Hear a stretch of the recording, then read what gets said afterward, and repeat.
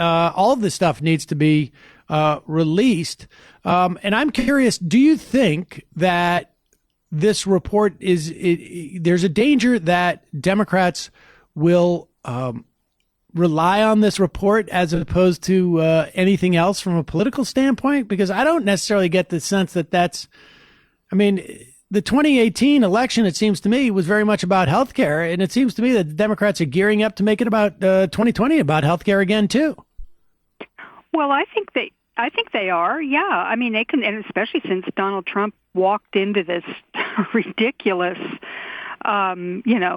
maelstrom over health care by saying that he was going, by joining that lawsuit and then, insisting against the advice of his attorney general and others in his administration to join that lawsuit to overturn Obamacare and then say, oh, well, we're going to replace it with something really great. I mean, this was a big political mistake. I mean, even Mitch McConnell isn't nihilistic enough to say that, it's a great plan to overturn Obamacare with nothing to replace it and then try and squeeze the Democrats to pass some horrible Republican plan just to save some of the lives that are going to be lost from that.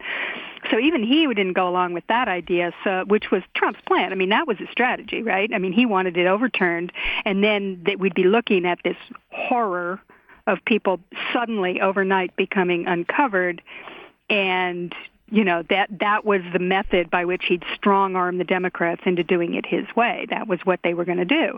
And McConnell's going, no, that's not going to work for us. And they backed off and said, well, we're going to do it after the election.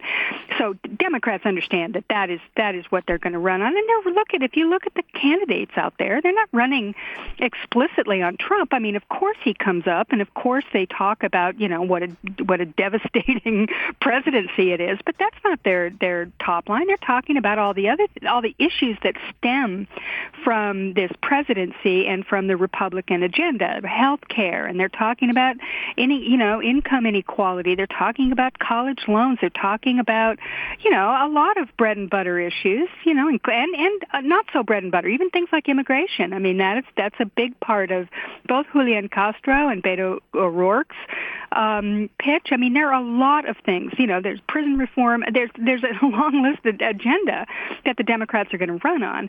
But Trump, of course, is part of it, and I don't see any reason why that precludes them doing their job in the Congress. And in fact, that is one of the reasons why they won in 2018, was that people expected them to come in and do that oversight. I mean, people understand that Democrats are not going to pass any laws in the next 2 years. That's not happening. The best they can do is kind of, pass some bills in the House that lay out what their agenda is and what their wish list is, and they're doing that. They passed a gun control bill. They passed H.R. 1, the government reform and election reform bill. I mean, they've passed bills, and they have those to run on, and they'll continue to do that. But this oversight, I mean, that's something that they have to do. It's their duty to do it, and it's also, I think, what Democratic voters expected them to do. So I don't think this idea that they can't walk and chew gum at the same time. I don't see that. I don't see that happening. I mean, whether or not. You mentioned the potential demobilization of the Democratic, grassroots that went into 2018 and made such a big splash, and I think there is some danger there. Right. But I'm kind of thinking maybe people are taking a little break. Trump is still in the White House, and I think we're coming into 2020. I think that mobilization will return.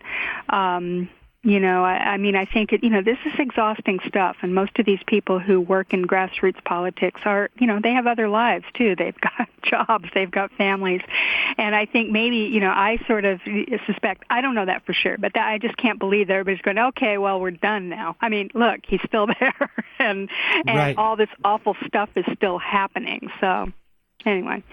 There's an interesting way to maybe perhaps test this thesis, and that was there were some elections this week. There was one state Senate seat in Pennsylvania. There was a very, very important election in Wisconsin for the state Supreme Court. And there was some, local elections in Chicago, not such a small town. The results of all those elections are fascinating, both when you look at them individually, but also, you can compare them because they all happen on the same day. So we have this sort of like temporal control. We got to take a break. When we come back in the next hour, I want to talk about those elections. I want to talk about what's come out this week in terms of the 2020 primary. We are only now about 2 months away from the first debates. And as terrifying as that sounds, we're going to talk about candidates, what's come out about Joe Biden and what's come out about fundraising, all that and more in the next hour, if you'll join me, Digby. In the meantime, we're going to take a quick break. We'll be right back with more Ring of Fire Radio.